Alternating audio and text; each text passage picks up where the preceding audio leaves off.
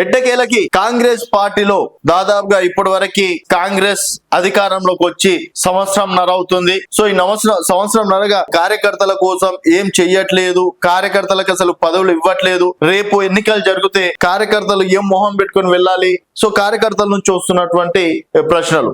అందుట్లో ఇంకో విషయం ఏంటంటే పాత కార్యకర్తలు కొత్త కార్యకర్తలు అన్నది ఇప్పుడు హాట్ టాపిక్ గా మారింది.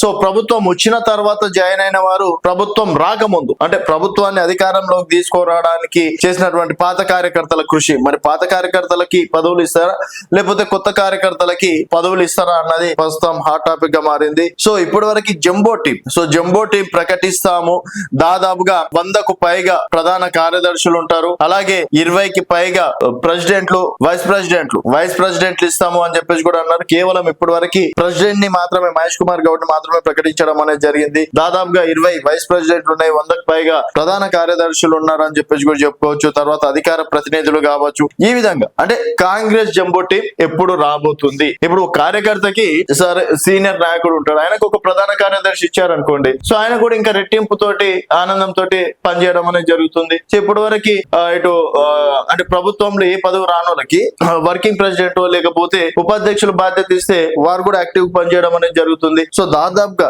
వర్కింగ్ ప్రెసిడెంట్ల కోసం అయితే దాదాపు ఒకటి ఎస్సీ, అలాగే ఒకటి ఎస్టీ, అలాగే ఒకటి బీసీ కావచ్చు, తర్వాత ఒకటి ఓసీ, 4 వర్కింగ్ ప్రెసిడెంట్ ఇవ్వాలనుకుంది. అందులో 4 వర్కింగ్ ప్రెసిడెంట్లు కూడా దాదాపుగా పేర్లు కూడా ఖరారైనట్టు కూడా తెలుస్తుంది. మరి ఈ వర్కింగ్ ప్రెసిడెంట్లతో పాటు ఈ విధంగా అంటే ప్రధాన కార్యదర్శులు కావచ్చు, వైస్ ప్రెసిడెంట్లు కావచ్చు, తర్వాత స్పోక్ పర్సన్ల కమిటీ ఈ 2 రోజుల్లో వచ్చే అవకాశాలు ఉన్నాయి. ఆల్రెడీ నిన్న 29వ తారీఖు కొంతమంది పేర్లు రావడం అనేది జరిగింది. సో 30వ తారీఖు నాడు మల్లికార్జున ఖర్గే రమ్మనడం, తర్వాత ఈ రోజు 31. సో రేపటికి జంబో టీం రాబోతుందని చెప్పేసి కూడా చెప్పుకోవచ్చు.